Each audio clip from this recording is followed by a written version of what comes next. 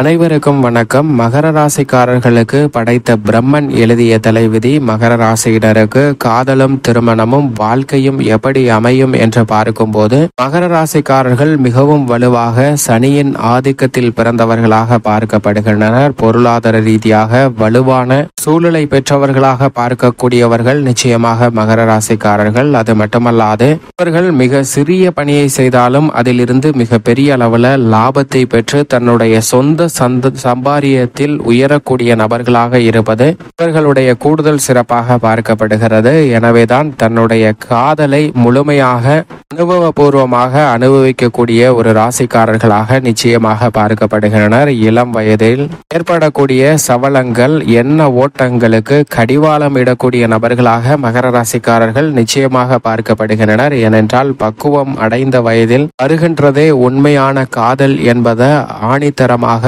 உறுதியாக தங்களுடைய வாழ்வில் கடைபிடிக்கக்கூடிய நபர்களாக பார்க்கப்படுகின்றனர். அப்படி தங்களுடைய வாழ்வில் காதல் ஏற்படும் போது அவர்களுக்காக எவ்வளவு பெரிய அளவிற்கான சவால் நிறைந்த செயல்களை செய்ய வேண்டும் என்றாலும் துணிச்சலுடன் செய்யக்கூடிய நபர்களாக பார்க்கப்படுகின்றனர். அவர்கள் மீது அன்பும் பாசமும் நேசமும் பிரியமும் கொண்டவர்களாக அதிக அன்பை செலுத்தக்கூடிய நபர்களாக இருப்பவர்கள் நிச்சயம் மகர ராசிக்காரர்கள் தான். அவ்வப்போது சர்ப்ரைஸாக பல்வேறு வகையான பரிசு பொருட்களை கொடுத்து மகிழ்ச்சியில் திக்குமுக்காடக்கூடிய வகையில் பல சூழ்நிலைகளை உருவாக்க வேண்டும் என்ற எண்ணம் கொண்டவர்களாகவும் பல பிரம்மாண்டமான விஷயங்களை எளிதாக செய்து முடிக்க வேண்டும் என்ற எண்ணம் கொண்டவர்களாகவும் இருக்கின்றனர். அப்படிப்பட்டவர்கள் தங்களுடைய வாழ்வில் ஒருவேளை காதல் தோல்வியை சந்தித்தாலும் கூட யதார்த்தமான நடைமுறை வாழ்க்கையை உணர்ந்து அதிலிருந்து மீண்டு வந்து தங்களுடைய யதார்த்தமான நடைமுறை வாழ்க்கையில் நடைபோடக்கூடிய நபர்களாக இருப்பது இவர்களுடைய கூடுதல் சிறப்பாக பார்க்கப்படுகிறது.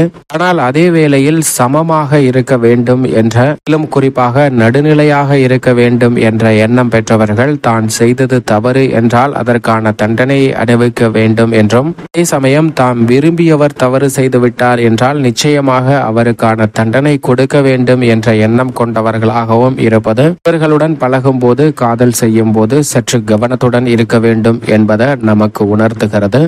பொதுவாக திருமணத்தை பொறுத்த வரைக்கும் இந்த ராசிக்கு இந்த ராசிக்காரர்கள் தான் பொருத்தமானவர்கள் என்று நிச்சயமாக சொல்லிவிட முடியாது. ஏனென்றால் ஜனன கால அடிப்படையில் அவர்களுடைய கிரகநிலைகளின் அமைப்பும் தன்மைக்கும் ஏற்றவாறு ஒவ்வொரு ராசிக்குமே ஒவ்வொரு விதமான பொருத்தங்கள் அமைவதற்கான யோகம் உண்டு. அது மட்டுமல்லாது பொதுவாக ஒரு ராசியில் பிறந்தவர்கள் அதே ராசியில் பிறந்தவர்களை மணக்க கூடாது என்று சொல்வதும் ஒத்த பண்பு உடைய அவர்களால் சில சுவாரஸ்யங்கள் குறைவதற்கான வாய்ப்பு உள்ளது என்பதற்காக மட்டும்தான். ஏனென்றால் ஒரே ராசியில் ஒரே மாதிரியான அமைப்பை பெற்றவர்கள் ஒரே மாதிரியான குணங்களை பெற்றவர்கள் தங்களுடைய வாழ்வில் உதாரணமாக ஆணும் பெண்ணும் சூரியனின் ஆதிக்கத்தில் ஆளுமையை அதிகாரம் பெற்றவர்களாக இரண்டு நபர்களுமே அதிகாரம் செலுத்தக்கூடிய நபர்களாக இருந்தால் நிச்சயமாக அங்கு சிரமம் ஏற்படும். அதனால்தான் ஒரே ராசி சற்று கவனம் எடுத்துக்கொள்ள வேண்டும் என்று சொல்வார்கள். அதே போன்று சுக்கிரனின் ஆதிக்கத்தில் பிறக்கும் போது விட்டு கொடுத்து செல்லுதல் என்பது சற்று கூடுதலாகவே இருக்கும். ஆணும் பெண்ணும் இருவருமே விட்டு கொடுத்து சென்று கொண்டிருந்தாலும் வாழ்வுல பெரிய அளவிற்கு சுவாரஸ்யம் இல்லாத ஒரு அமைப்பாக மாறிவிடும். எனவேதான் எதிரும் புதிருமாக இருக்கக்கூடிய சில விஷயங்கள் அங்கு தேவைப்படுகிறது. அதிலும் குறிப்பாக எந்த ராசியில் பிறந்தாலும் அவர்களுக்கு நிச்சயமாக காதலின் குணம் ஓங்கி இருக்கும். அதே போன்று ஓங்கி இல்லாமல் இருப்பதற்கான சாத்தியக்கூறுகளும் உண்டு. ஏனென்றால் ஜனன கால அடிப்படையில் கிரக அமைப்பின் காரணமாக தான் அவர்களுக்கு அதுபோன்ற சுவாபங்களும் மனநிலையும் ஏற்படுகிறது. ஆனால் அதிகமாக காதல் அன்பு செலுத்தக்கூடிய நபர்களாக நிச்சயமாக முதன்மையாக பார்க்கப்படுகிறவர்கள் சுக்கிரனின் ஆதிக்கத்தில் பிறந்தவர்களாக தான் இருப்பார்கள். அதற்கு பிறகு சந்திரனின் ஆதிக்கத்தில் பிறந்தவர்கள் மற்ற விட்டு கொடுத்து சென்றாலும் ஆழ்ந்த அன்பு கொண்டவர்களாக பார்க்கப்படுகின்றனர். அதற்கு பிறகு குருவின் ஆதிக்கத்தில் பிறந்தவர்கள் மிக இனிமையாக மற்றவர்களுக்கும் மனம் நோகாமல் அன்பு காட்டக்கூடிய நபர்களாக பார்க்கப்படுகின்றனர். இது மட்டுமல்லாது ஆளுமை திறன் அதிகமாக கொண்ட சூரியனின் ஆதிக்கத்தில் பிறந்தவர்கள்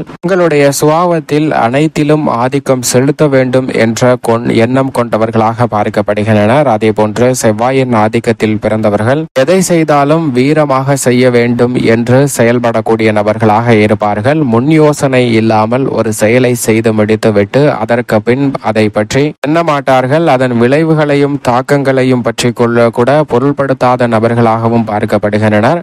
வித்யாகாரகரான புதனின் ஆதிக்கத்தில் பிறந்தவர்கள் எதிர்காலத்தில் ஒரு செயலை செய்யும் முன் அந்த செயல் குறித்த விளைவுகளை ஆராய்ந்து செயல்படுவதால் இவர்கள் வாழ்வில் பெரும்பாலும் எதை செய்தாலும் பல முறை யோசித்து செய்யக்கூடிய நபர்களாக பார்க்கப்படுகின்றனர். சனியின் ஆதிக்கத்தில் பிறந்தவர்கள் மிக பெரிய அளவில் தொழில் வளம் பெற்றவர்களாகவும் வருமானம் பெற்றவர்களாகவும் இருப்பார்கள். அதே வேளையில் நடுநிலை தவறாத அளவுல அன்பு செலுத்தக்கூடிய நபர்களாகவும் பார்க்கப்படுகின்றனர். இது மட்டுமல்லாது கிரகநிலைகளுடைய தன்மைக்கு ஏற்றவாறு நட்பு மற்றும் பகை போன்ற உணர்ச்சிகள் இருப்பதால் சில ராசிக்காரர்களுக்கு சேரும் போது அற்புதமான யோகம் காதல் வாழ்விலும் திருமண வாழ்விலும் கிடைப்பதற்கான யோகம் உண்டு. உதாரணமாக கன்னிராசிக்காரர்களும் கும்பராசிக்காரர்களும் இணையும் போது நல்ல ஒரு வலுவான புரிதல் என்பது அங்கு அதிகமாக இருக்கும். மேசராசிக்காரர்களை பொறுத்த வரைக்கும் தனுசு ராசி மீன ராசிக்காரர்கள் இல்வாழ்வில் துணையாக வரும்போது மற்ற ராசிக்காரர்களை விட கூடுதல் சிறப்பாக வாழ்க்கை இனிமையாக அமைவதற்கான யோகம் உண்டு.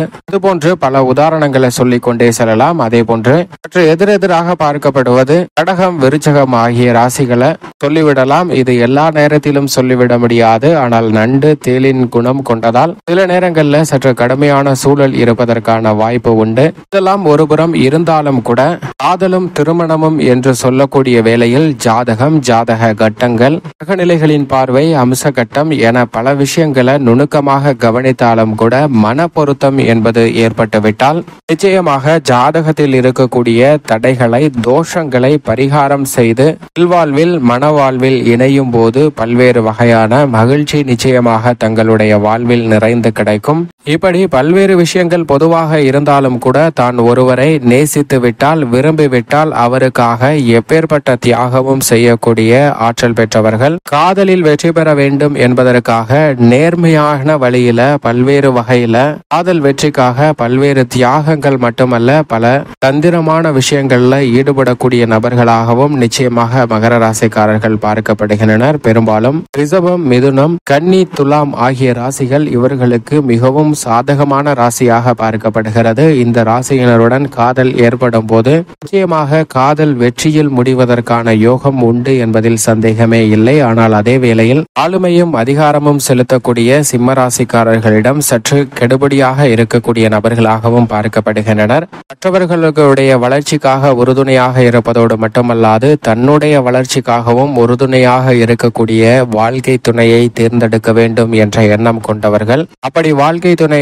அமையும் போது உலகமே வியந்து பார்க்கக்கூடிய அளவிற்கு இவர்களுடைய வளர்ச்சி மிக பெரிய அளவுல பிரம்மாண்டமாக கிடைப்பதற்கான யோகம் உண்டு. பல்வேறு சமயங்கள்ல விட்டு கொடுத்து செல்வார்கள். ஆனால் ஆதிக்கம் செலுத்த வேண்டும் என்று நினைத்தால் தன்னுடைய கைதான் ஓங்க வேண்டும், மற்றவர்கள் கை ஓங்கக்கூடாது என்ற குணம் கொண்டவர்களாக இருப்பதால் சிம்ம ராசிக்காரர்களுக்கு பெரும்பாலும் சற்று பொருந்தாத ஒரு அமைப்பாகவும் பார்க்கப்படுகிறது. ஆனால் கடகம் உட்பட பல ராசிகளுக்கு விட்டு கொடுத்து செல்வதால் மகர ராசிக்காரர்கள் இணக்கமானவர்களாக பார்க்கப்படுகின்றனர். காதல் வெற்றி பெற்றாலும் கூட தனித்து குடும்பமாக செயல்படக்கூடாது என்ற எண்ணம் கொண்டவர்களாகவும் கூட்டு குடும்பத்தை அதிகமாக விரும்பக்கூடிய நபர்களாகவும் பார்க்கப்படுகின்றனர். குடும்பத்தில் மற்றவர்களுடைய பாரத்தை நான் சுமக்க வேண்டும், எனக்காக என்னென்ன தியாகம் செய்தார்களோ அதே போன்று நானும் அவர்களுக்காக செய்ய வேண்டும் என்ற குணம் கொண்டவர்கள். எனவே அன்பை வெளிப்படுத்துவதில் கரடுமுரடாக இருந்தாலும் கூட அது அளவற்ற அன்பை வெளிப்படுத்தக்கூடிய நபர்களாக இருக்கின்றனர். அது மட்டுமல்லாது காதல் சமயங்கள்ல பல்வேறு இடங்களை சுற்றி மகிழக்கூடிய நபர்களாகவும் திருமண வாழ்க்கை என்று வந்துவிட்டால் வீட்டு பறவையாக பெரும்பாலும் பொழுதை வீட்டிலே கழிக்க வேண்டும் என்ற எண்ணம் கொண்டவர்களாகவும் இருப்பது மகர ராசிக்காரர்களுக்கு சில நேரங்கள்ல பலமாகவும் அதே சமயத்துல பலவீனமாகவும் அமைந்து விடுகிறது என்பதுதான் யதார்த்தமான உண்மையாகவும் பார்க்கப்படுகிறது.